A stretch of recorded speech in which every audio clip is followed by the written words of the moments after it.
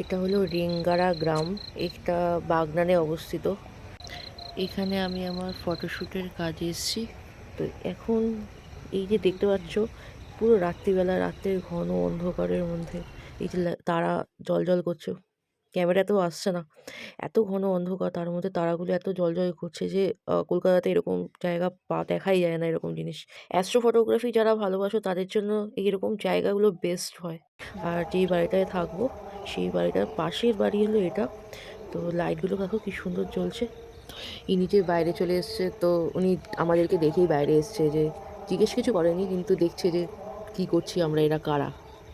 সেদিনকে খুব একটা ফুটেজ নেওয়া হয়নি, এতটাই অন্ধকার ছিল, কোনো কিছুই ক্যামেরাতে আসছিল না, তার জন্য আমরা জলদি খেয়ে দিয়ে ঘুমিয়ে পড়েছি। এই বাড়িটাতে আমরা থাকছি অনেকে মিলে, একটা ঘরের মধ্যে অনেকে মিলেই থাকছি। তো এর উল্টো দিকেই এই জায়গাটা, উল্টো দিকে পুকুর রয়েছে, পুকুরের ওই পারে রয়েছে ধান ক্ষেত, আর পাশ থেকেই রাস্তা চলে গেছে।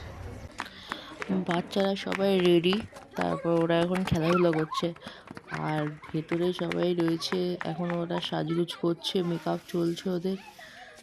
তারপরেই আমরা যাব সেটে, তারপরে ওখানে শ্যুট হবে, কাজ হবে তখন।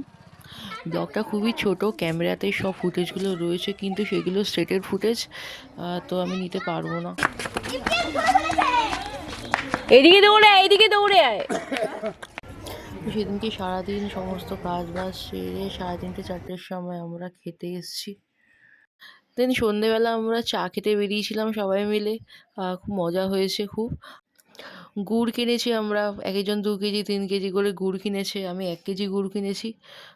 তো তারপর ওখানে অনেকক্ষণ কাটিয়ে গল্প করে তারপর ঘরে এসে আমরা গল্প করছিলাম। দেন খাবার আসলো, ডিনার করলাম, তারপর আবার ঘুমিয়ে পড়লাম 11টার মধ্যে।